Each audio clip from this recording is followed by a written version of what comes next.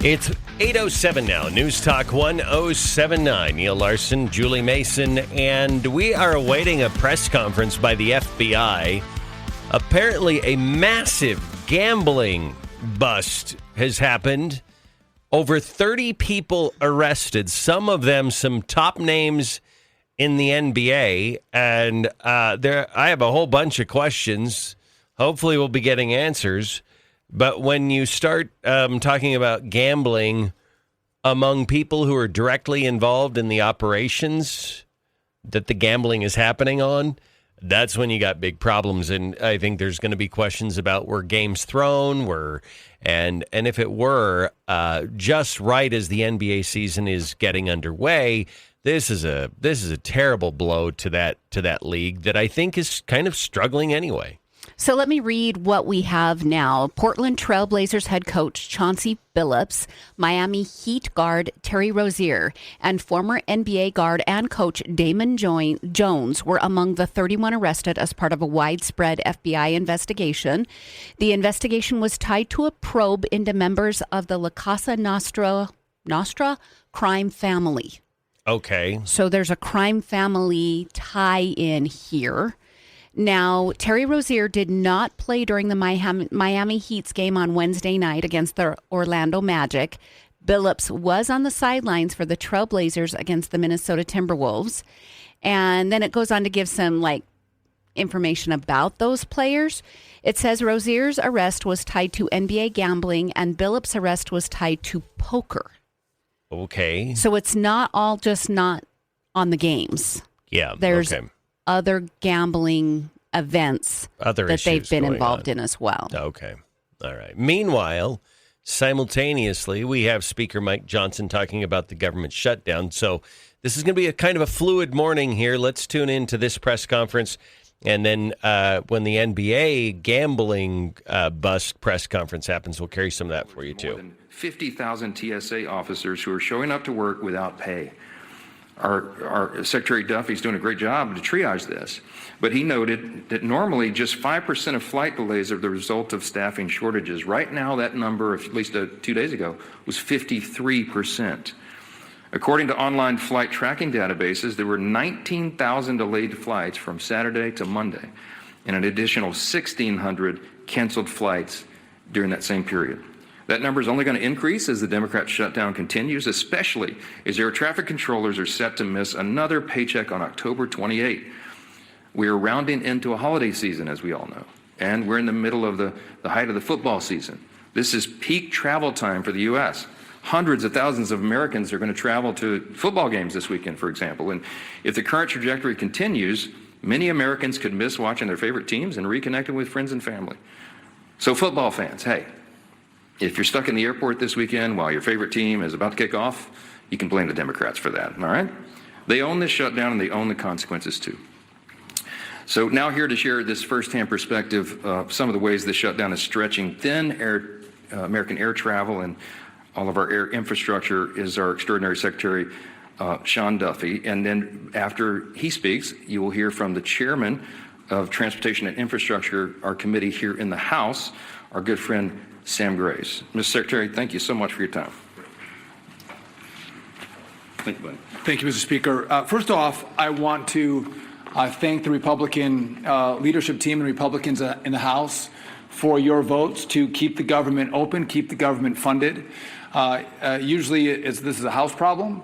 It's in the Senate right now. The Senate can't find the votes to keep the government open, and it's Democrat votes. And I thought you made a really good point, Mr. Speaker, that I do think in the Democrat senators' hearts, they want to vote to open the government up. They don't want to hurt the American people.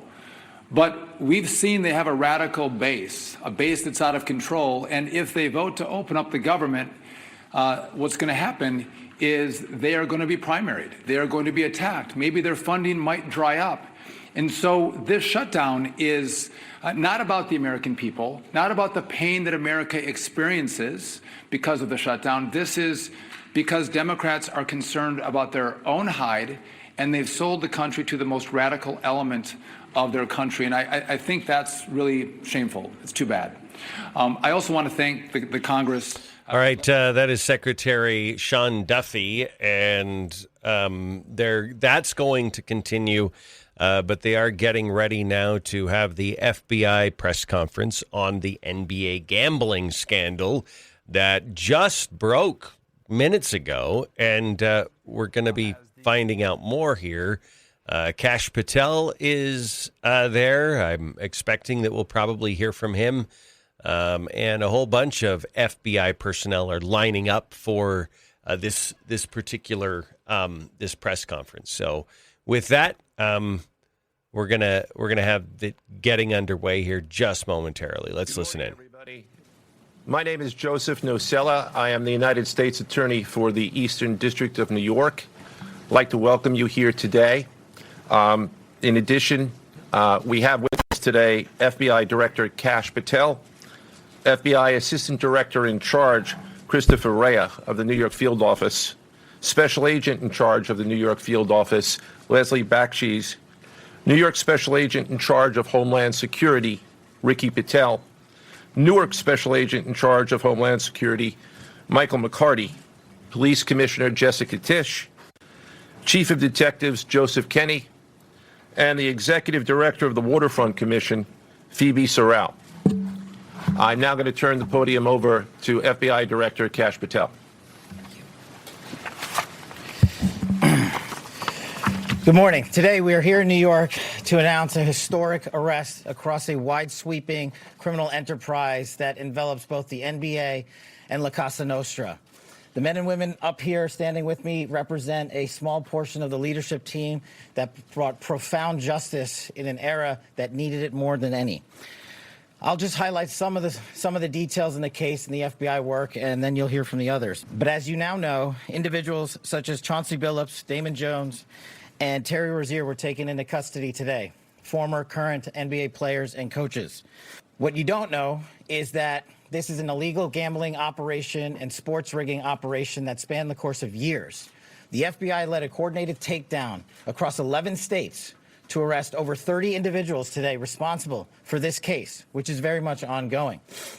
Not only did we crack into the fraud that these perpetrators committed on the grand stage of the NBA, but we also entered and executed a system of justice against La Cosa Nostra to include the Bonanno, Gambino, Genovese, and Lucchese crime families. And you'll hear more about those details today. The charges and the arrests that were taken down across this country range from wire fraud, money laundering, extortion, robbery, illegal gambling. This FBI will leave no room for any perpetrator of crime across this country. You hear a lot about our work of defending the homeland and crushing violent crime. Well, this work is also representative of a colossal portion of the FBI's mandate to keep America safe and to keep our entertainment industry fair and secure. The men and women that are standing up here today worked tireless hours, days, months, and years. And the fraud is mind-boggling. It's not hundreds of dollars. It's not thousands of dollars. It's not tens of thousands of dollars. It's not even millions of dollars. We're talking about tens of millions of dollars in fraud and theft and robbery across a multi-year investigation. And we could not have done it without our interagency partners that are before us today. The NYPD, HSI, and teams of law enforcement officials from around the country made this day possible.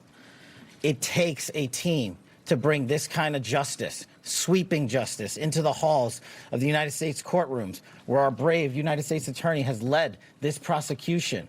It takes courageous prosecutors to stand before you and say, we will not allow this kind of illicit activity to happen, not only at the national sporting level, but also where it hides in La Cosa Nostra. And when these two collided together, they perpetrated a fraud that is historic in terms of not just money, but the scheme and the deceit that they utilize to steal and swindle people for money, to include crypto fraud. This is an operation that showcases to you that under President Trump's administration, there is no room for any type of criminal behavior, be it on the world's largest stage or in the back rooms of tiny parlors where card games are being played. We are proud to stand here today with the men and women of the FBI and this legal team. And to the United States Attorney, I just want to thank you personally for taking the time to display the work that the media is about to hear about today in detail. As I said, it does take courageous prosecutors, but it takes a courageous United States attorney to bring this case, because we are going to take heat for it. But we don't shy away in this administration. We don't say no. What we do is we bring the results across the finish line. We bring them to the public. We bring you accountability. And yes, they will have their day in court, and you will hear the evidence through the court system exclusively. We will not deny anyone of due process. And that's the brilliance of this system. That's the brilliance of this administration. Everyone will be held to account. So with that, I turn it over to United States Attorney Nosella. Thank you. Thank you, Director Patel. To be clear, we're announcing today indictments in two major cases, both involving fraud. One involves sports betting, and the other involves illegal gambling, very specifically rigged poker games. The first indictment involves 6 defendants who are alleged to have participated in one of the most brazen sports corruption schemes since online sports betting became widely legalized in the United States. This scheme is an insider sports betting conspiracy that exploited confidential information about National Basketball Association athletes and teams. The second indictment involves 31 defendants alleged to have participated in a nationwide scheme to rig illegal poker games. These defendants, which include former professional athletes, used high-tech cheating technology to steal millions of dollars from victims in underground poker games that were secretly fixed. The games in the New York area were backed by the Bonanno, Gambino, and Genovese crime families of La Cosa Nostra. While the cases are separate, there are 3 overlapping defendants charged in both cases: Damon Jones, Eric Ernest, and Shane Hennon. The indictments in these cases contain only allegations, and the defendants are presumed innocent until they are proven guilty in a court of law. But my message to the defendants who've been rounded up today is this: your winning streak has ended. Your luck has run out. Violating the law is a losing proposition, and you can bet on that. First, I would like to talk about United States versus Ernest, the NBA basketball gambling case. The defendants in this case are Eric Ernest, Marvez Farley, Shane Hennon, DeNiro Laster, Damon Jones, a former NBA player and coach, and Terry Rozier, a current NBA player. Other co-conspirators were previously charged for their roles in the scheme, including former NBA player Jontay Porter. Between December 2022 and March 2024, these defendants perpetrated a scheme to defraud by betting on inside, non-public information about NBA athletes and teams. The non-public information included when specific players would be sitting out future games, or when they would pull themselves out early for purported injuries or illnesses. They relied on corrupt individuals, including Jones and Rozier. They also misused information obtained through long-standing friendships that they had with NBA players and coaches. And in at least one instance, they got their information by threatening a current player, Porter, because of his pre-existing gambling debts. Defendants used this non-public information to place hundreds of thousands of dollars in fraudulent bets, mostly in the form of prop bets on individual player performance. The bets were placed through online sports books and also in person at casinos. The defendants relied on a network of straw bettors to place the maximum amount of bets to increase their potential profits. Most of these bets succeeded, and the intended losses were in the millions of dollars. The defendants then laundered their illegal winnings in various ways: peer-to-peer platforms, bank wires, and simple cash exchanges. The indictment details specific examples where the defendants profited from illegal gambling and illegal betting on various NBA games about the performance of players on, among other things, the Charlotte Hornets, the Portland Trail Blazers, the Los Angeles Lakers, and the Toronto Rangers. Each defendant in the NBA basketball gambling case has been charged with conspiracy to commit wire fraud and conspiracy to commit money laundering. Now, I would like to turn to the other case, United States versus Aiello, the rigged poker game case. Beginning as early as 2019, the defendants in this case orchestrated a scheme to use wireless cheating technology to run rigged poker games across the United States, including in the Hamptons, Las Vegas, Miami, and Manhattan. The scheme targeted victims known as, quote, fish, who were often lured to participate in these rigged games by the chance to play alongside former professional athletes who were known as, quote, face cards. The so-called face cards included the defendant Chauncey Billups, who at the time of the scheme was a former NBA player and is currently the head coach of the Portland Trail Blazers, and also Damon Jones, a former NBA player and coach. What the victims, the fish, didn't know is that everybody else at the poker game, from the dealer to the players, including the face cards, were in on the scam. Once the game was underway, the defendants fleeced the victims out of tens or hundreds of thousands of dollars per game. The defendants used a variety of very sophisticated cheating technologies, some of which were provided by other defendants in exchange for a share of the profits from the scheme. For example, they used off-the-shelf shuffling machines that had been secretly altered in order to read the cards in the deck, predict which player at the table had the best poker hand, and relay that information to an off-site operator. The off-site operator sent the information via cell phone back to a co-conspirator at the table, and that person at the table was known as the quarterback. The quarterback then signaled secretly the information he had received from others to others at the table, and together they used that information in order to win their games and to cheat the victims. Defendants used other cheating technologies such as poker chip tray analyzers, which is a poker chip tray that secretly reads cards using a hidden camera, special contact lenses or eyeglasses that could read pre-marked cards, and an X-ray table that could read cards face down on the table.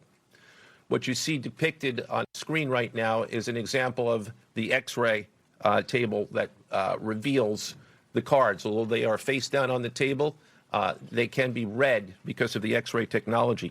The mafia, specifically members and associates of the Bonanno, Gambino, and Genovese organized crime families, had pre-existing control over non-rigged, illegal poker games around New York City. As a result, they also became involved in the rigged poker games, helping to organize the games and taking a cut of the proceedings, and working to enforce the collection of debts.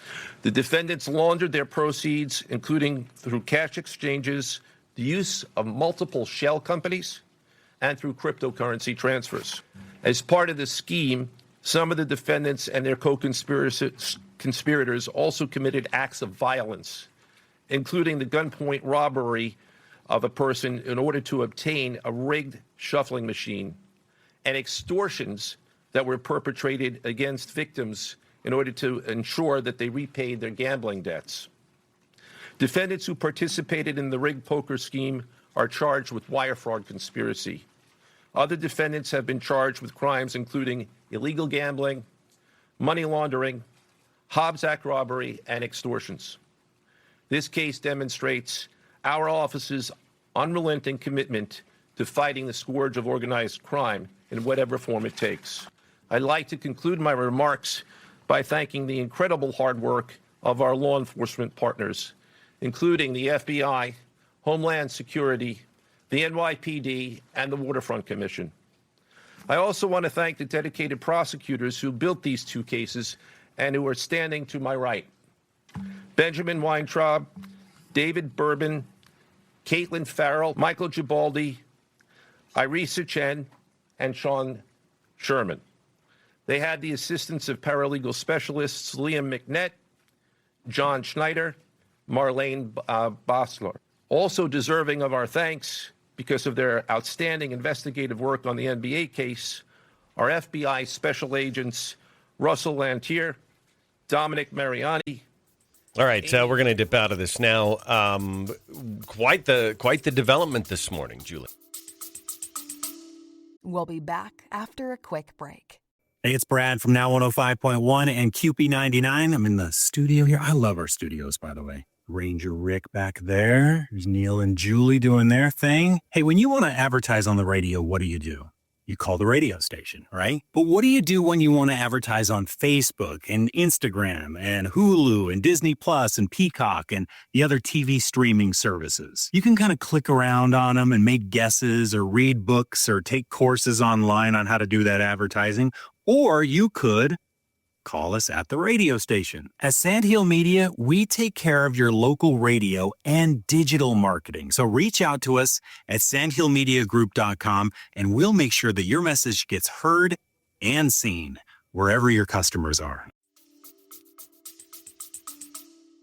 So I did some quick searching as all of that was going on. The Gambino, Genovese, and Bonanno crime families, they all are centered in New York. We've got Brooklyn and Queens.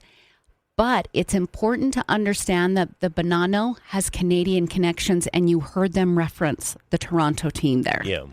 So that's where we're getting two different countries involved. That's going to be interesting to see how that all plays out, how Canada and America work together on this. I also think it's super interesting. I mean, that scheme with the poker was deep. Very deep. You had so many people involved, from the people who were altering the shuffling machines to the people who were inviting the fish. The technology to x-ray the cards to see what was lying face down. You've got someone at the table that's the quarterback and running the whole thing. Yeah. And they built a whole bunch of money out of people. Someone else is stepping up to the podium. Let's listen. Partnership here. Can't do any of this without you and your team, so thank you. Also want to publicly thank the director for coming down from D.C. The director's a very busy person. And for him to come down should tell you the importance of this historic case. I'm Christopher Rea, the Assistant Director in charge of the FBI New York Field Office. Today, as you've heard, our office conducted a massive nationwide takedown from 2 indictments of 34 defendants for their alleged involvement in 2 separate illegal poker and sports betting schemes where, as you heard, the odds were rigged in their favor. Among these defendants are 13 members and associates of the Bonanno, Gambino, and Genovese crime families, to include capos and soldiers from these families. Additionally, as you heard, current and former NBA coaches and players are also implicated, to include Chauncey Billups, Damon Jones, and Terry Rozier. 3 of the named defendants are charged for their alleged roles in both schemes. This alleged illegal gambling operation hustled unwitting victims out of tens of millions of dollars and created a financial pipeline for La Cosa Nostra to help fund and facilitate their organized criminal activity. Victims were attracted to play alongside well-known professional athletes and coaches like Chauncey Billups, only to be unknowingly deceived through rigged shuffling machines, fixing the odds in their favor, as alleged and as you just heard from the U.S. Attorney's Office. This alleged scheme wreaked havoc across the nation, exploiting the notoriety of some and the wallets of many to fund the Italian crime families here in New York. Let me be clear about this fact. The FBI has not and will never take their eye off the ball when it comes to Italian organized crime in this city, specifically the LCN and the 5 families here in New York. We are not going to permit any criminal enterprise, whether it be Italian organized crime, Asian organized crime, Eurasian organized crime. We are not going to permit any of those organized crimes, families, and organizations to operate in our city or our country. as evidenced by the 11 states that were also participating in this operation today. The FBI office here in New York remains committed to eradicating all unlawful revenue streams fueling this criminal activity. As with most cases we work, this is only the tip of the iceberg for the FBI and the U.S. Attorney's Office. Our LCN squad agents and analysts are continuing to work day and night with the Eastern District of New York to ensure members and associates of the 5 families cannot continue to wreak havoc in our communities. Today would not have been possible without the tireless efforts and dedication of the FBI New York Eurasian Organized Crime Task Force, which, as you heard, was led by Supervisory Special Agent Luke Hardison, and the Italian Organized Task Force, which was led by Supervisory Special Agent Mike Malahi. And coincidentally, Supervisory Special Agent Malahi is going out on a positive as he is retiring at the end of this month for 30 years of dedicated service to the FBI, and that deserves a hand. He's what we call a legend here at FBI New York. Additionally, obviously, we cannot do this alone without our partners. I want to extend my appreciation to Homeland Security Investigations Special Agent in Charge, Ricky Patel. Okay, we're going to duck out. A lot of backslapping there. We don't need to carry that. We don't need to worry about that. Yeah. The internet is an interesting place. Already, I'm on X. Already, there's a full highlight reel being shared of Terry Rozier purposely turning over the ball. Really? Mm-hmm. It does not look good. But you and I have complained about this with the NBA for a long time. Well, yeah, we have. And to the point where we just stopped paying any attention to it. Mm-hmm. Yeah, we just feel like the level of play is just not up to par. And this concept that they are doing prop bets, which is bets on individual players, not on the win-loss of the teams. Yeah. Well, that actually makes sense because we've watched what we believe is people faking injury. Oh, and you're like, there's no way. But then they sit out the rest of the game. Then that is evidence of them showing favoritism towards a prop bet. Yeah. Yeah. No, yeah, it is. It's, and it makes you wonder when you're watching it, is this just professional wrestling? Like, is this the WWE? Because where the outcome is known, and maybe not the game, but when you have players that are throwing their own performance, then that has to extend to the larger game too. So it does. Yeah. Interesting. Really interesting. It is, and it will be interesting to see how this unfolds. It sounds like the larger part of it, though, is this kind of underground poker scheme that went on. Mm-hmm. That most of them were involved in. Yeah, something the like NBA is a limited amount of people. The poker scheme was much. It had far more reaching tentacles. Yeah, it did. So, but we'll see. It's probably not anything the NBA wanted to have to deal with right now. That's for sure.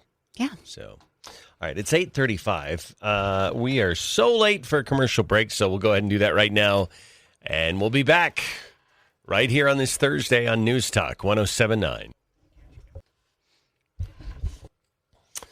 All right, 8:42 now. News Talk 107.9. Big gambling bust this morning involving NBA figures. One active player, one coach, other people involved, and then an underground rigged poker ring as well, involving 3 different crime families in the New York area. So that's a big story that's breaking. Also, Julie and I were just watching. Apparently, Candace Owens is now saying that Donald Trump killed Charlie Kirk. Not Trump himself, but Trump was behind. The organization was behind it. The killing of Charlie Kirk. And she's taken a little vacation or holiday for the last couple of weeks. And she's not officially back for another 3 or 4 days. But she did make this really quick video. I'm going to play it, Julie, and then we'll talk about it for a second. These couple of weeks, I just really needed to just take a breather and really process everything that happened with Charlie and what it kind of means in terms of where we are. And I think it is a circumstance where we just know. We just know that he was truly betrayed in one of the most egregious ways that I think I've ever seen. It has made me lose faith in politics. It has made me fully lose faith in Trump. And my heart aches for the fact that he gave so much of his life to Trump and to politics. And they just were like, nope, that is it. It serves us or it doesn't serve us, and we want to move on. And so here's a holiday. Bro, if they try to give me a holiday, what is with them giving people a holiday after they kill them? Why is that a thing? You know what I mean? They're like, oh, Martin Luther King, what about this holiday? What about this boulevard? Anyways, let me knock off. Like, they're going to give Charlie Kirk a boulevard. They already did. They did in Israel. They gave him freaking boulevard. It's like, as soon as they give you a boulevard and a holiday, they definitely killed you. Okay, there's no question. They killed you. There's no way. That's like their signature thing. It's like that's what they do. It's the Fed signature. It's how they sign off after they murder you. They're like holiday and a boulevard. And it's never on the nice side of town either. Like Charlie Kirk Boulevard is not going to be on the nice side of town. Anyways, I will be back on the 27th, you guys. Thank you guys for all the support throughout these couple of weeks, these last really kind of 6 weeks since Charlie died. And we will see you guys then. What's going on with her? I feel like she's having a breakdown. Something's wrong here because, okay, if you feel like you need to make this claim, you don't back it up with, we just know. We just know. We just know. You just feel it. Yeah, you can tell. We just know. Okay, that's nothing. That's a slanderous claim. Mm-hmm. Show the receipts. What documentation do you have? What proof do you have? Because there's things that I feel like I just know, but if they're slanderous, I keep my mouth shut. Yeah, but this is pretty outrageous. You don't just know that somebody connected to Trump on his orders killed Charlie Kirk. Right. Yeah, you don't just that's not knowledge you just magically know, and then you put it out on social media. You put it out on social media when you want clicks and hits. So now, what can you say you just know? I feel very confident saying about the assassination attempt on Donald Trump by the young man in Pennsylvania, we have not been given enough information. Yeah. Okay, I know that because the information is not here. Yeah. I'm not saying why or who or where the roadblock is to sharing that information. Mm-hmm. If she wanted to say something like that about Charlie Kirk, if she wants to claim that I feel like this young man is not the one who shot Charlie Kirk, there's a much deeper set of like chess pieces in all of this that we need to figure out. You go right ahead and say that, Candace. Yeah. This is too far. Yeah, it really is. If you're not bringing receipts, it's way too far. Mm-hmm. And, Trump will sue people who slander him. Ask George Stephanopoulos. Yeah. And I'm not hijacking her grief. If she needed to take time off because she has been mourning Charlie Kirk, I don't know their relationship. Only she knows their relationship. Yeah. I will say this. This doesn't seem very respectful to the relationship that you had with Charlie Kirk. No. It feels exploitative. So, yeah. Interesting. It is. And it's interesting that she was locked out of the entire Charlie Kirk thing. Like, there was some falling. And I just know. Mm-hmm. There was a falling out. That was a joke, but yeah. Yeah. Maybe I guess I don't even want to be a part of it. It makes me feel gross. Yeah. Somebody died, and it emboldened a subset of people to continue doing this kind of stuff. Yeah. This just feels, ugh. So I don't know if you've seen these videos or not, Julie, but I've seen a couple of them. But you don't know if they're true or not. They show these little graphs, and apparently there was a search in Washington, D.C. from an IP address based in Washington that was searching Tyler Robinson just a couple of days before the assassination. Nothing prior to that. And then, of course, there was a whole bunch after the assassination happened, and they named the kid. And then there was a search of something else as well. And I'm like, okay, first of all, I think somebody said it once, and then a whole bunch of people just repeat it, And excuse me for no, I'm just kidding. I'm not going to take it. Can we pause? Yeah. But I don't know. I'm tired of all the conspiracy stuff. I would have to know more than that, because the name Tyler Robinson is very common. Yeah. Common. Both those names. How many Tyler Robinsons are in the U.S.? You can spell them differently. Yeah. And I think one I saw earlier was the accusation that they were searching for like hospitals in Provo, and like searches that you would do if you knew something was going to happen and you wanted to kind of lay out a timeline of how things would happen. None of it means anything. It doesn't mean anything. Again, there is a gag order in this case. Yeah. And the FBI is not going to stomp on that gag order. They're not going to come out and reveal a whole bunch of stuff because the actual investigation is happening through the state of Utah. Mm-hmm. Yeah. So if you're that person that's listening right now and you're way frustrated and you're like, well, the FBI could just tell everybody. No, they can't. It's not how it works. They're just not going to do that. Yeah. Candace is not bound by the gag order, so she can say whatever she wants. But anybody involved directly in the investigation, they can't say anything. So, I saw a political, what I want to say is like a legal take. Somebody who is referencing this case and saying this gag order is so far-reaching that if you are one of the 3,000 in the crowd, and you go and you say, join the view and start saying stuff, you could be in trouble.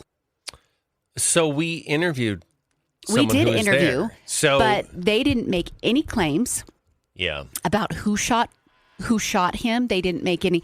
We talked to them about their personal experience. They're not going to be in trouble. No, but they weren't actually on the grounds outside when it happened. The young man was. Yeah.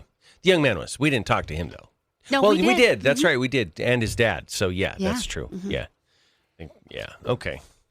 Yeah. So I guess anybody who could be a potential witness. So yeah. That's who the gag order affects. Let's talk for a moment about former nuclear workers here in Idaho. If you worked at the Idaho National Lab or at a uranium site, you may qualify for compensation of up to $400,000 and no-cost health care benefits through a federal program. It's called EOPA. EOPA stands for the Energy Employees Occupational Illness Compensation Program Act.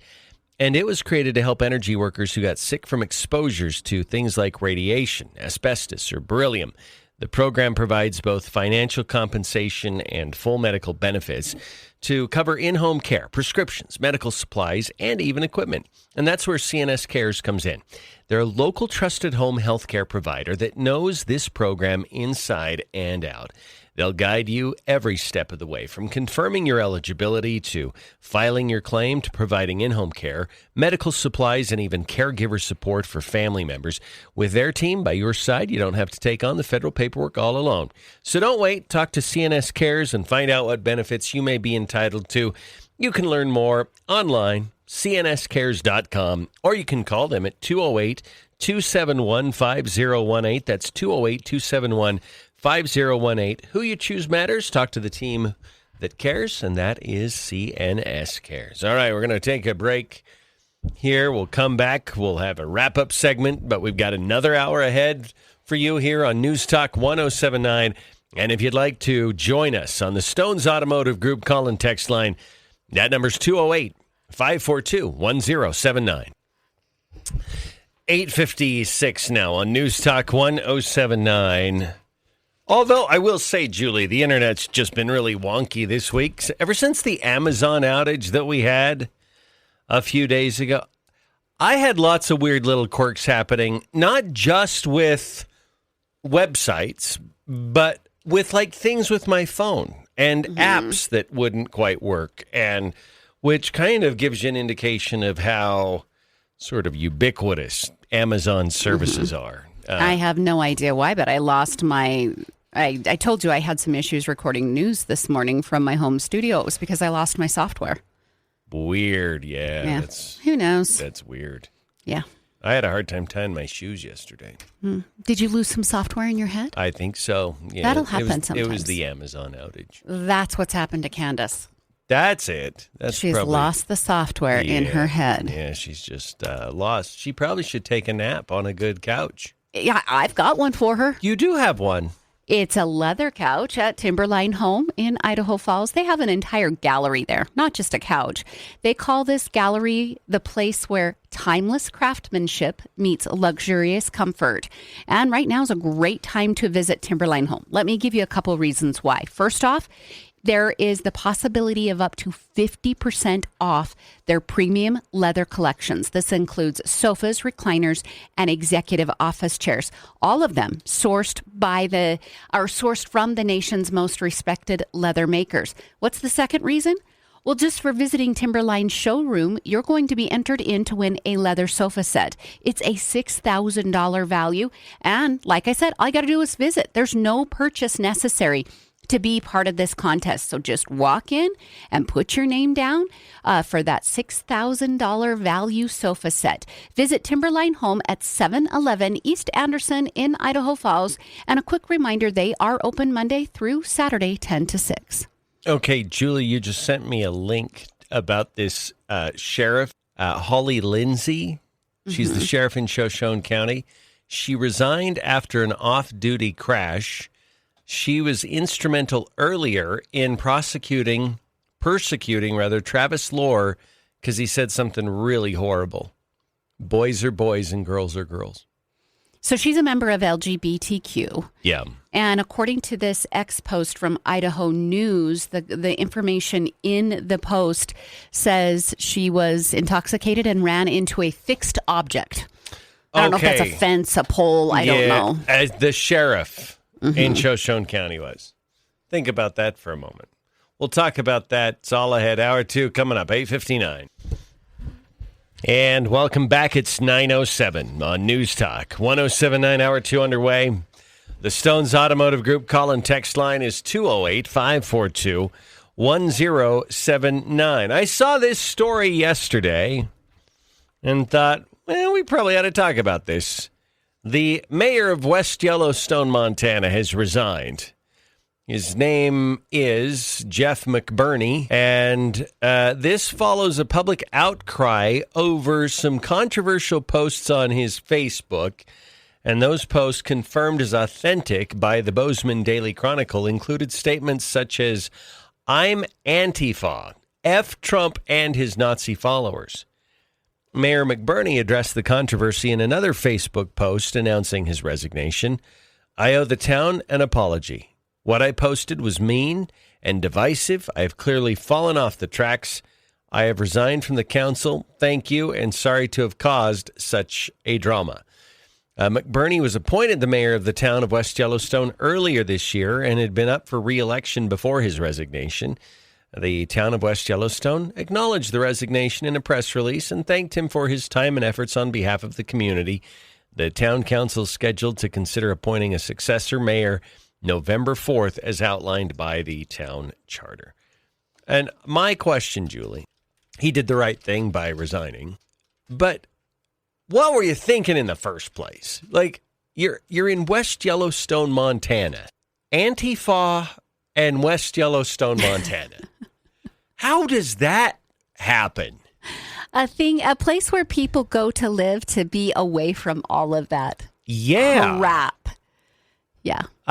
Yeah, look, I don't care if you don't like Trump. Whatever. He's not everybody's cup of tea, and I get that. But Antifa? The guys that show up and cover their faces, bunch of cowards, and start throwing bricks and sticks and screaming profanities, and like, why would you identify with that group? There are other ways to be against fascism. I'm against fascism. Julie, I know you. I've known you for quite a while. I know you're probably against fascism too. That doesn't mean you have to join Antifa to be against fascism. So I would love to hear from somebody who drinks socially. I'm not talking about the people who lose control of their habits and they're dependent upon alcohol. Yeah. If you drink socially, don't you kind of figure out what kind of drinker you are? Like, are you angry? Are you happy? Do you lose, like, what faculties leave your body first? Is it you start to not be able to talk well, or I'm going to offer him grace and think that maybe he was intoxicated when he did this. Maybe. But even if I offer you that grace, figure out what you're like when you're drunk. And if you're somebody who does stupid things on your phone, give your phone away. Yeah, that's true. Have a designated phone handler because you probably shouldn't be on your phone. But there's a secondary layer to this, Julie, because I saw this story. I just did a Google search on it, and it's very interesting. NBC Montana, which I think is a series of TV stations, like it's a network of TV stations. They have this headline, West Yellowstone Mayor Resigns. Okay? It's accurate. But you read through, they don't say anything about the posts that led up to his resignation. They say they have the city's statement that was just cordial. Thank you for your service, whatever. They don't give the background on this guy. And I'm like, that's the gut of the story. That's the whole reason. Why did he resign? That's a question needing answered. Even when we don't know the reason, they often say he just resigned for personal reasons or, whatever. Life got too busy. So why is this TV network, NBC Montana, why in the world would they exclude that detail? And part of me is they probably hate Trump and they don't want to cause any more heartache for this guy because maybe they view him as an ally. A little bit of a hero, maybe. Yeah, even. like let's just leave that. This is why you just can't trust the news. So I don't know. At least the text of the story. Maybe they had a video that had more context included to it. in it. But. Wow. I've been asking Grok repeatedly what the salary of the West Yellowstone mayor is. Grok's having some serious issues today, so I can't figure it out because I figured people would want to know that. But a few minutes ago, Grok told you Charlie Kirk was still alive. Yeah. So I've been using Grok all morning, and when I was querying about Candace Owens, Grok told me Charlie Kirk is alive and is still the lead of Turning Point USA. Okay, this AI stuff. Mm-hmm. We saw a story about Suzanne Summers, her widower, recreated an AI version of her. Yeah. He misses her so much. That's sad. Neil followed that up with, I don't want to be here anymore. I don't. We've hit a level of weird. I don't know what else to call it. That's weird. It is very... Julie, I use AI all the time now. Me too. I use it all the time for all sorts. It is rapidly changing the way I'm doing things in not just my work life, but just life. And you look at the revolution that the internet brought on. Mid-90s, came on board, everything kind of changed. Another wave was social media, came online, and the way we use the internet changed. Now the bulk of our time online is Facebook or X or whatever. And I feel like AI is another big revolution, but it may be even bigger than any of those others. It does something that those others that you talked about didn't do in such a massive way. We've got some very clear energy concerns behind AI. Yeah. It eats up massive energy resources that we probably haven't planned for. Now, I'm not being an alarmist. I'm not being global warming, whatever. But that's just one realm where the rest of the world needs to catch up in order to sustain AI. Yeah.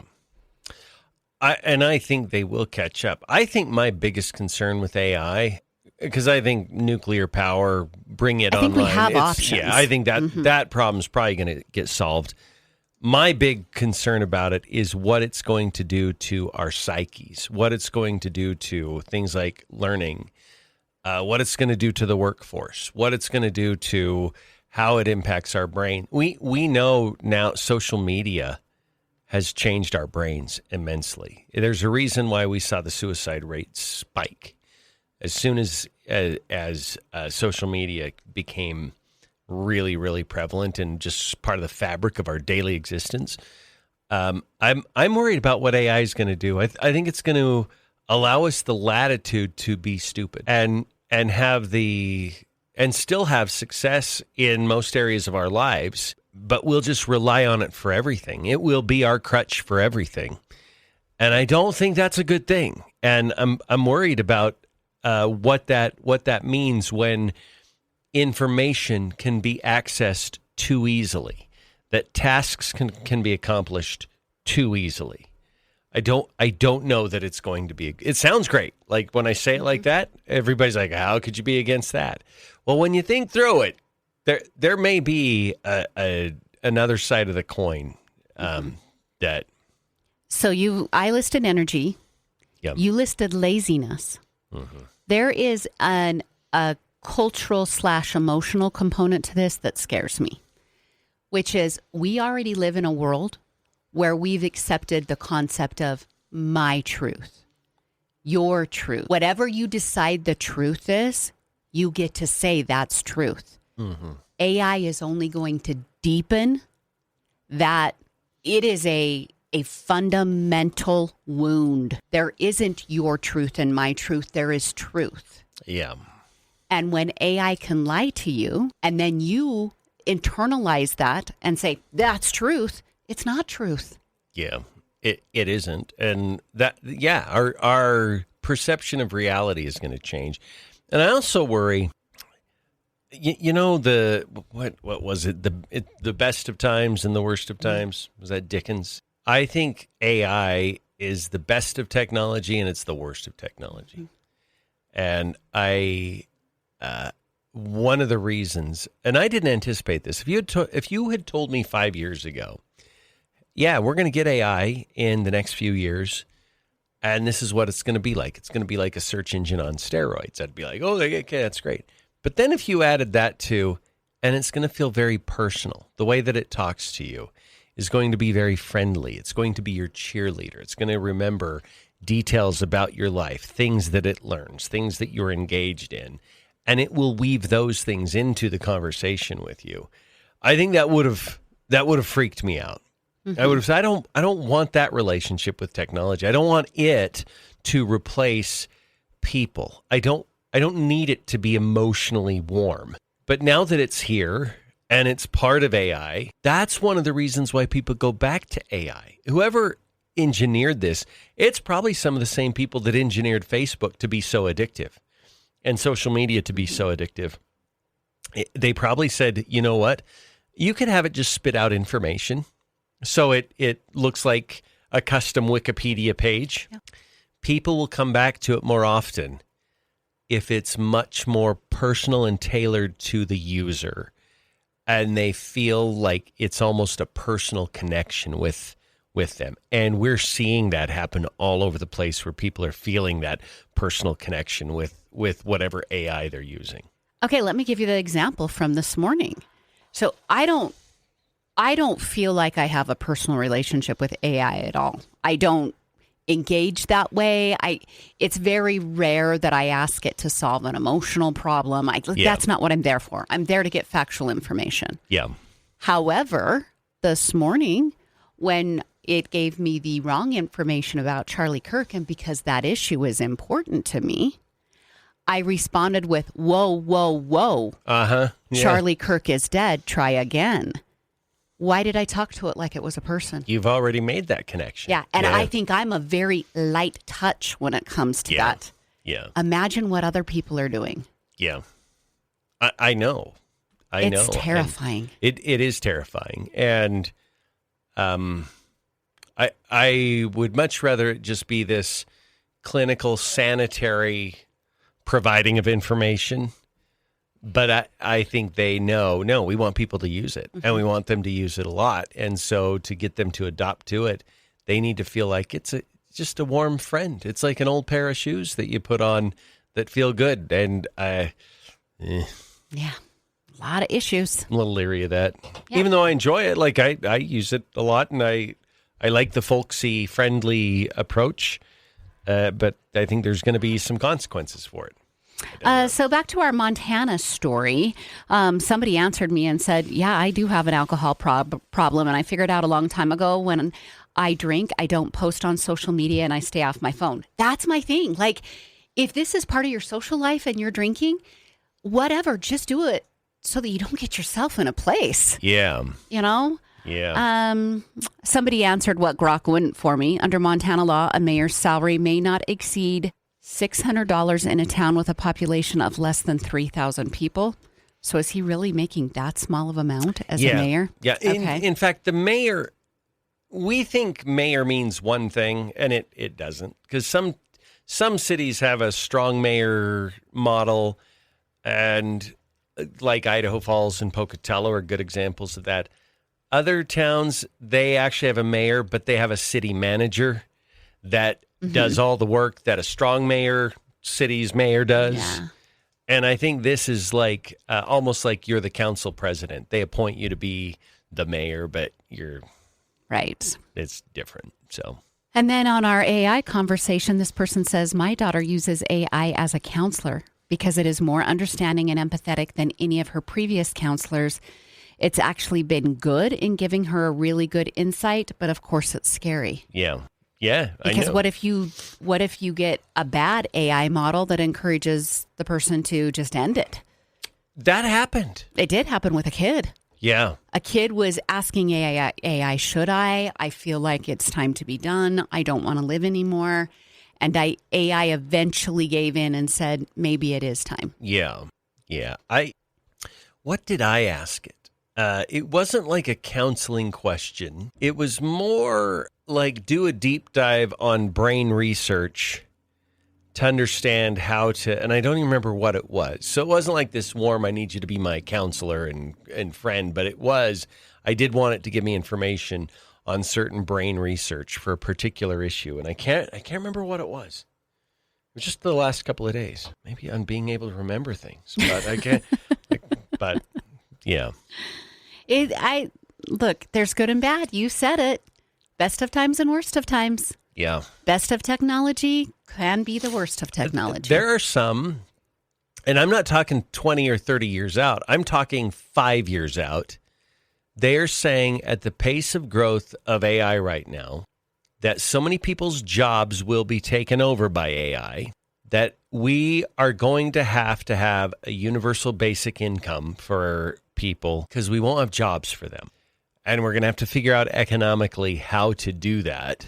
No, I don't like that at all. I don't either. I hate it because I think work brings dignity. I think work brings self-worth. But I think there's a large chunk of the population that they love the idea of letting AI do the work of society. And they get to hang out all day or travel or whatever. That may sound nice for a time, but I will tell you, I go on vacation. I'm antsy after about 4 days, and I want to get back to my routine. I want to get back to the land of doing stuff and being productive. But I do think that I don't know what you do. I don't know what you do because AI is now scaling things that would have cost tens of thousands of dollars to get done before. It is now making it possible to get it done for nothing. I won't even say who because I don't want to out him, but he said he used it for some legal work. And he's like, I needed to draw up a contract. Mm-hmm. And AI did a perfectly good job of doing the legal language and drafting the contract. And both sides agreed on it and they signed it. That would have cost hundreds, if not thousands of dollars of lawyers creating the contract. And now you can do it literally in a couple of minutes on ChatGPT. You're probably going to want to look it over and go back and say, well, what about this? And maybe you do want to have an attorney take a minute and look it over and, pay him $100, whatever. But all of that legal work now is going to be outsourced to AI. I think there's medical diagnoses that are going to be outsourced to AI. Right. Computer coding. So much. Yeah. I think we've got some rough water ahead economically. Yeah. That would be a good flash poll. What scares you the most and what excites you the most about AI? About AI. How would you answer that question? I love the way it makes me think, because I use it in a way where I'm researching a topic and I'm asking myself questions because I know I'm going to get immediate answers. Yeah. And I'm the personality that if it's going to take me 3 hours to find a nugget, I'm probably going to move on to something else. Yeah. But because it's so readily at my fingertips, Yeah. I will tell you, I use competing AIs because I get different answers. Mm-hmm. And then I research from there. Yeah. So I would highly recommend people to not get so, well, isn't this in all parts of life? Moderation and everything. Yeah. Yeah. Don't get so reliant on one little teeny thing to run everything for you. Yeah. I think it makes shallow people, and shallow people can easily be removed from a situation. I mean, you're not going to be a valuable employee. You're not going to be valuable in a relationship. You're not going to be valuable in service. You got to have depth. So can I run a concept by you really quick? And we do have to take a break, so I'm not unaware of the clock here. Think about the internet when you first got it. It was this very visible thing, and it was on your desktop, and you got on www.amazon.com, and then you went and you shopped around on it or whatever. Now, Julie, when you order something off Amazon, maybe it's a shirt or beauty supplies or whatever, do you get done with that going, I just used the internet? No, you just ordered what you needed and it's coming, but you did use the internet. It faded into the background to where you didn't even think about the fact that you were using the internet. Whereas 25 years ago or 30 years ago, when it was the new shiny object, it wasn't sort of subconsciously embedded into everything that we did. That's what's going to happen with AI. Like right now, it's still, when you're using AI, you're using AI. It's just front and center, and you're on ChatGPT or Grok or Gemini, whatever. But I think it's going to be something, and we're already kind of starting to see this with, like sometimes you'll call on the phone, you're talking to an AI voice that's interacting with you. Or if you're on the web and you're chatting, it's AI that's chatting back to you. I'm starting to see AI just kind of being embedded into the fabric of how we function, to the point that we don't have that conscious realization, oh, we're using AI. And so I think, like right now, you're so conscious of it, you pit one AI against the other and it's very visible. I think it's going to be to the point where news will be delivered custom, real time, algorithmed to you personally, written in a way that you like, and you're the only one that's going to read that particular news story because it's made for you. That's not healthy. It's not. I agree with you. Mm-hmm. Because it's just going to create those silos, the information silos. Mm-hmm. But I think that's where it's headed, and it's scary. Yeah. So, all right, 929 208 542 1079. We'll be back after this. Ryan said, my industry is freaking out. This month, Salesforce just released an application called Salesforce Vibe that can do all the work that code developers do over weeks, except it only takes minutes. Mm-hmm. I can 100% vouch for that. Is that on Facebook? Mm-hmm. Yeah. Someone said, what do you think are the best types of AI to use? It depends on what you're doing. Mm-hmm. Economic and emotional impacts include the mimicking scams. Oh, yeah, that's true. Someone did send us a text saying they personally know that man. They grew up with him in West Yellowstone. Yeah. And that's not the person that they grew up with. The time that they knew him, he was a much more centered person. So he's been radicalized somehow. Something. Mm-hmm. You need to say something. No, I'm cold, but it's 72 degrees in here. Hmm. Also, guess what happened in Illinois this morning? They were working on our water line into the building yesterday. We just assumed they would have gotten it done. And you and I show up here, and there's no bathrooms in our building. Yeah. So we decide to go across to the Best Western, and we're like, we're just going to ask the front desk clerk if we can use their restroom. They'll probably let us. That'll be fine. Mm-hmm.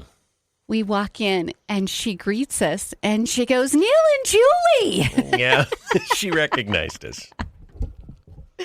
Which was really nice. So now we have a place to use the restroom until ours is fixed. and eat continental breakfast if we want to.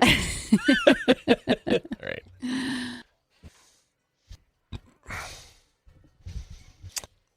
9:33 now on News Talk 1079. The Red Tag Sales event is going on now at Clayton Homes. Get ready because the Red Tag Sale is officially here. It's the best time of year to buy your dream home. Prices have been slashed on select in-stock homes.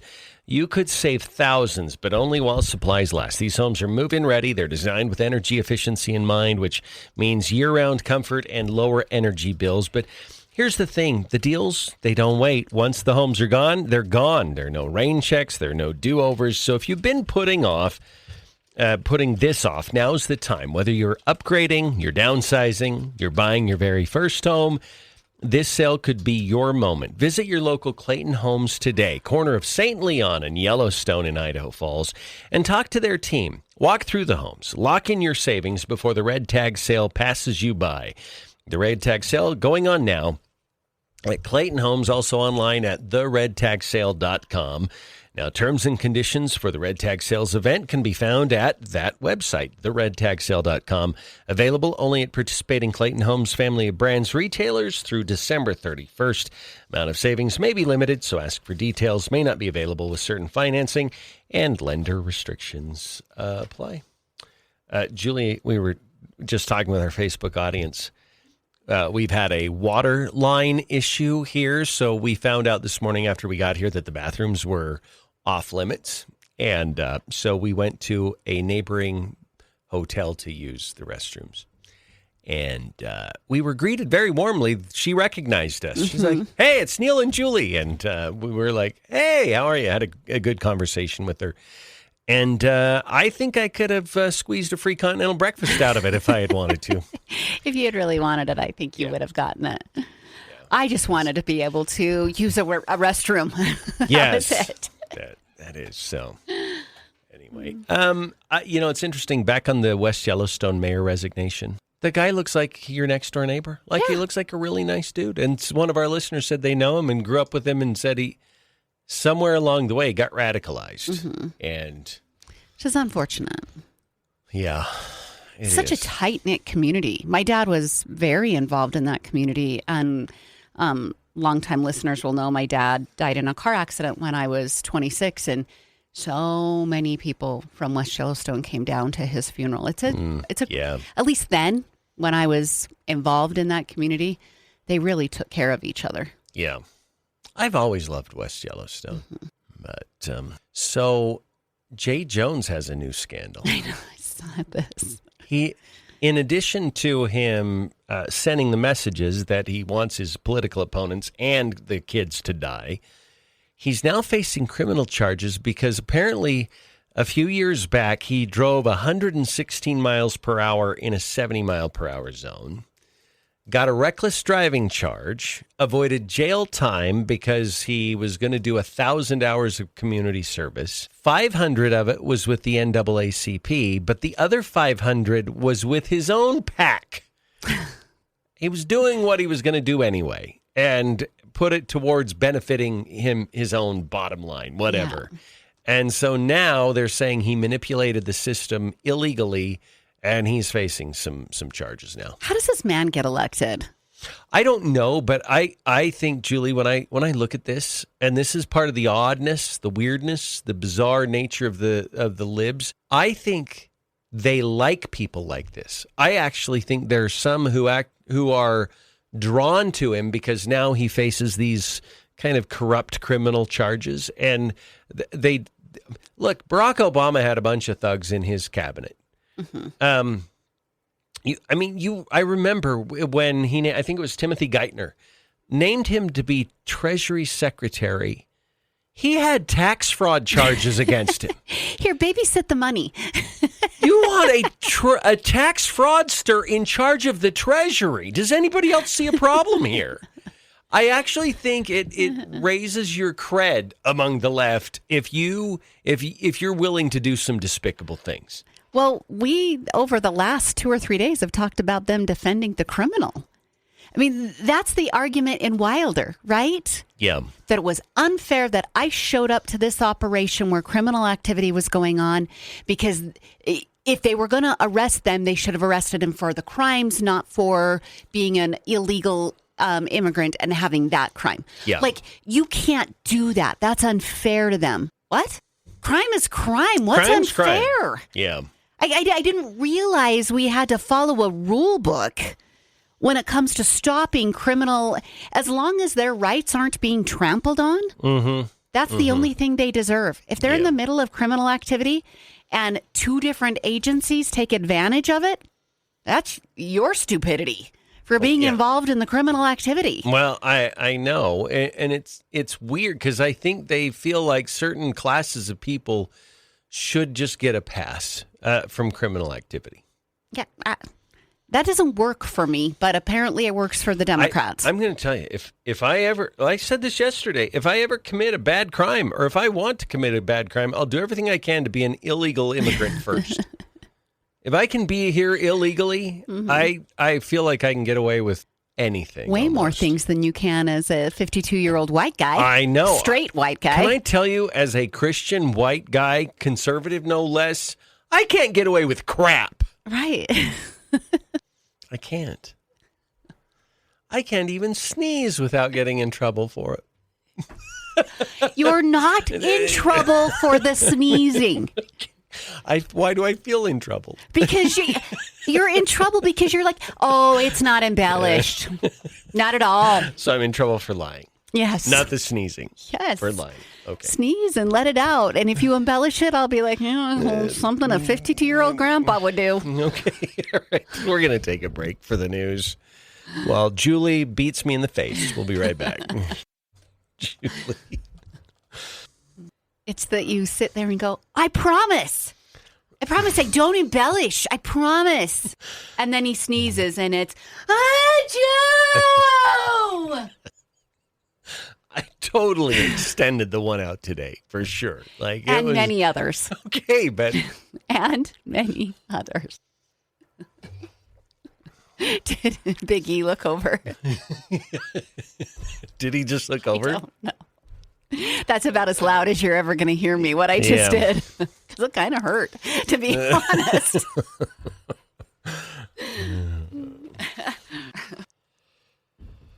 Yeah. So Eric Adams is going to endorse Cuomo. Stupid Sliwa, get out of this race. Come on, man. There's another debate tonight, so maybe after the debate, he'll realize, I got to go. But, he's going to be on the ballot, though, right? Yeah, I think it's too late for that. Why is Michael Wolff suing Melania? Oh. It's on Fox right now. And apparently J.D. Vance responded to Jen Psaki's remark. Uh-huh. I thought he did a good job with those responses. He just said... I didn't see this. Yeah, he said something along the lines of, well, I don't speak for her, so you're going to have to ask her, but I'm really grateful she loves me. Yeah. Which is exactly the response he should have given. He didn't take the bait. That she's scared of him and blah, blah, blah. If he had gone on and said, this is how my wife feels, they would have been, see, right. we told you. Yeah. And he said, no, you have to ask her. I'm very thankful that she loves me. Has Psaki said anything since her? I don't know about that.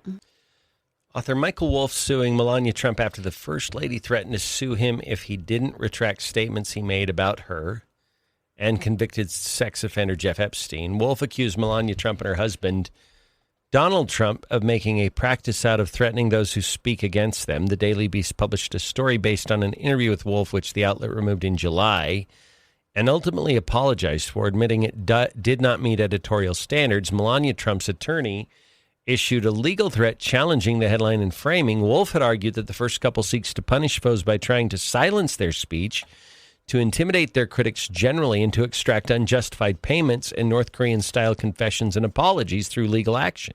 I still don't know why he's suing her. The author said the legal threats are designed to create a climate of fear in the nation so that people cannot freely or confidently exercise their First Amendment rights. Wolff sued on the deadline Trump's lawyer had set for the author to retract the statements he made. Oh, so he's suing because he doesn't want to retract. Then just don't retract. Can you sue for that? I don't understand how people file civil lawsuits for things that haven't happened yet. I We've don't covered either. this more than once in different situations. I mean, this is one of our complaints about House Bill 93. Like, you haven't even had it hasn't even had a chance to exist, but you guys wanted to add things to the lawsuit. Perceived pains. Yeah. Okay, I still don't think I fully understand this. So he reported some things in the Daily Beast but he wrote a book. And so they said, you need to take this out of whatever you're writing by this deadline. And now he's suing about the deadline rather than just not adhering to it and surviving his chances in court or taking to see what happens. Why he's suing? What's he suing for? To remove the deadline? The right to say it? Daily Beast Chief Content Officer Joanna Coles for the Daily Beast podcast. They were discussing, so he said it in a podcast. They were discussing Trump's alleged connections with Epstein, the disgraced sex criminal financier. Melania was very involved in this Epstein relationship. I don't know. Okay, 9:45 on News Talk 1079. Neil Larson along with Julie Mason. And so, Julie, a couple of things. J.D. Vance has reacted to Peppermint Patty. And because Peppermint Patty basically insinuated that Usha Vance is a hostage and that she needs to blink 4 times and they'll go rescue her. Because she's just married blinked at me 4 times. I know I did. So, anyways, pretty despicable comments because you're insinuating that Usha Vance is just this submissive little whatever. And so J.D. Vance has reacted and called the comments disgraceful. He told reporters in Israel on Thursday, I think it's disgraceful, but of course the second lady can speak for herself. He remarked that he is very lucky to have a wonderful wife and that he was honored to have her by his side during his recent trip to Israel. Psaki made remarks about the second lady during an appearance on the I've Had It podcast and suggested that the vice president is scarier than President Donald Trump. I think the little Manchurian... Okay, see, she's all over the place. If he's scary, then why do you say he's a little Manchurian candidate? Mm-hmm. Like, what is that? Mm-hmm. You're either scared by him or you're going to mock and ridicule him. Like, what? So I think she is scared, and her defense mechanism is to mock. Okay. I think they're really scared of J.D. Vance. We have a potential for a solid 8 years after Trump. Yeah, we do. Of a Republican president. I agree. Psaki said, I always wonder what's going on in the mind of his wife. Like, are you okay? Please blink 4 times. We'll come over here. We'll save you. And that he's willing to do anything to get there. And your whole iteration you just outlined, I mean, he's scarier in certain ways, in some ways. And he's young and ambitious and agile in the sense that he's a chameleon who makes himself whatever he thinks the audience wants to hear from him. And then, in the turn of a breath, they said, but he doesn't have any riz. So he's a chameleon. He's so good in front of people. Well, he doesn't have any riz. But no riz. He's terrible in front of people. Yeah. I don't like these people. Really, so I just don't. I don't. It's okay. They're not likable people. Yeah, and they're not serious people. I love them because Jesus told me I have to love him. I don't think Jesus told me I have to like him, though. Yeah. No. Or agree with them, or... Definitely not that. Yeah. Yeah. So... I'm still trying to figure out why Michael Wolff is suing Melania Trump. Well, you read the story, and I'm nothing but confused. I am totally confused. So Melania Trump threatened to sue him if he did not retract statements that he made about her and Jeff Epstein. Mm-hmm. Wolff accused Melania Trump and her husband of making a practice out of threatening those who speak against them. The Daily Beast published a story based on an interview with Wolff, which the outlet removed in July and ultimately apologized for and said it didn't meet editorial standards. Melania Trump's attorneys issued a legal threat challenging the headline and the framing. Wolff had argued the first couple seeks to punish foes by trying to silence their... None of that's relevant, okay? The author said the legal threats are designed to create a climate of fear. Wolff sued on the deadline Trump's lawyer had set for the author to retract the statements he made apologize and pay damages. So he's suing because he doesn't like the deadline. You sue when you've been harmed, right? Like if how does a deadline harm you? You can ask a judge, extend the deadline. I don't understand a lawsuit over a deadline. Or like you said, you can ignore the deadline if you'd like. And then take your chances in court. I don't know. This is very weird. I don't understand this at all. So I wonder if a judge will throw it out. Have they had an initial hearing? I don't. Let me see. It doesn't say. So weird. Yeah, it is weird. So all that, and then what else? There's something else we were going to talk about. I can't remember what it was. I don't know. We began the Neil Larson show with the gambling issue. So if you're just tuning in, the NBA, current coach and former player, and 2 current players, and then a slew of other people, a total of 31, have been caught up in 2 different indictments. One involving the NBA and betting on mostly prop bets, which are bets on individuals and their performances. And so those NBA players are caught up in that because they had the ability to sit out games and change the outcome of those prop bets. Okay. So that's one indictment. The other indictment is deeply embedded in 3 crime families, centralized in Manhattan, like Brooklyn, Queens, that area. And in that one, these are fixed poker games where equipment is used to shuffle the cards a certain way. Also, AI equipment is used to predict who has the best hands, and then also the ability to X-ray the cards.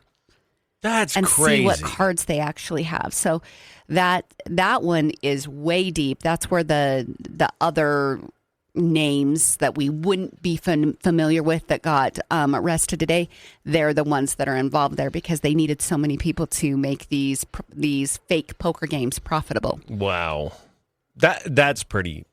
So you never stood a chance if you're going to go play poker there. Mm-mm. All right, 9:52. We'll be back. We'll wrap it up in our final segment coming up on News Talk 107.9. We had a setback with Barb Ehart's law that has spread across the United States.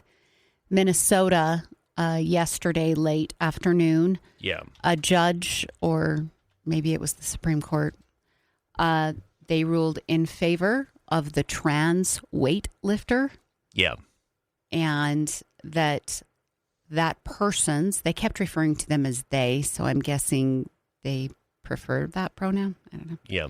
They have the right to compete in that sport. Okay. So her law didn't get a setback. Her law didn't get a setback, but there's a ruling in the opposite direction. Yeah. But that's a state Supreme Court. I think it'll probably move on from there. Yeah, I doubt it'll have any impact on the Supreme Court case. There was also a portion where they sent it back to the district level and said, rewrite what you wrote, and we might look at it differently. So it might have just been the wrong wording was chosen on what to argue. Yeah. And so there's a chance that it will be settled after that. Okay, so they're saying there's such a thing as the Minnesota Human Rights Act, which it's under this that they're trying to let this happen. It has an exemption for businesses that show that a, quote, discriminatory policy is reasonably necessary for it to achieve its central mission, and there are no reasonable alternatives. I don't know what... So there needs to be a trans competition in order for there to be a reasonable alternative? No. You can discriminate. You can say you can't compete in this, but you have to prove why allowing them to compete would undermine your central mission. Because it's a boy. Right. I agree. So USA Powerlifting doesn't want transgenders lifting, at least transgender girls, because they're boys, right? Mm-hmm. Mm-hmm. Which it differs from some of the others, because we've had other situations where the actual organization is favoring the transgender. Mm-hmm. But in this situation, the weightlifting organization was like, no, this is unfair. Yeah, it is unfair. Okay, hold on. There we go. 9:56. A lot of buttons. A lot of lights and sliders. What does this one do? Should I turn this one? Should I press this button? Welcome back. Neil Larson along with Julie Mason. And if you'd like to reach us via text, you can on the Stones Automotive Group call and text line 208-542-1079. Another trans athlete situation, Julie, out of Minnesota. I saw it earlier this morning on Fox News. You were talking about it during the commercial break, too. The Minnesota Supreme Court, they ruled yesterday that USA Powerlifting discriminated against a Minnesota transgender athlete by prohibiting, also known as a boy or a man, is this by prohibiting transgender women from participating in weightlifting events. The court, however, sent part of the case back to a lower court to weigh in on whether USA Powerlifting's discrimination is, quote, reasonably necessary for it to achieve its central mission, as the law allows. Mm-hmm. I kind of think it does. Yeah. Because if it's a threat to women powerlifters, yeah. I was telling you there's a portion of this that they sent back down to the district court. So they kind of divided it in two. There must have been two arguments, and they ruled on the one argument and said, hey, but send it back down to the district court. You can rewrite it and refile it. Yeah. The report that I was watching said there's good hope that the weightlifting organization will prevail once that's done. And then the trans athletes will not be allowed to compete against women. Okay. So hopefully, yeah. My bigger takeaway is, you guys, Minnesota's a weird place. Yeah. It is one of those states that belongs to our union that we kind of need to be watching out. Yeah, I agree. There's weird. I mean, that's Tim Walz. Mm-hmm. There's a lot to be concerned about there. All right, that is going to do it for the show today. Thank you all for joining us on this Thursday. Julie and I in tomorrow for a Friday. We have a Studio 4 cover tomorrow, Julie. We do. It's a band out of Pocatello. Okay. Somebody who's a friend of yours, Rulon. Yeah, looking forward to that. Excited for it. So we'll have that at 8:35 tomorrow. And, of course, we'll have the latest on the shutdown and this gambling controversy that broke today as well. So we'll catch y'all tomorrow right here on News Talk 1079. Clay and Buck up next.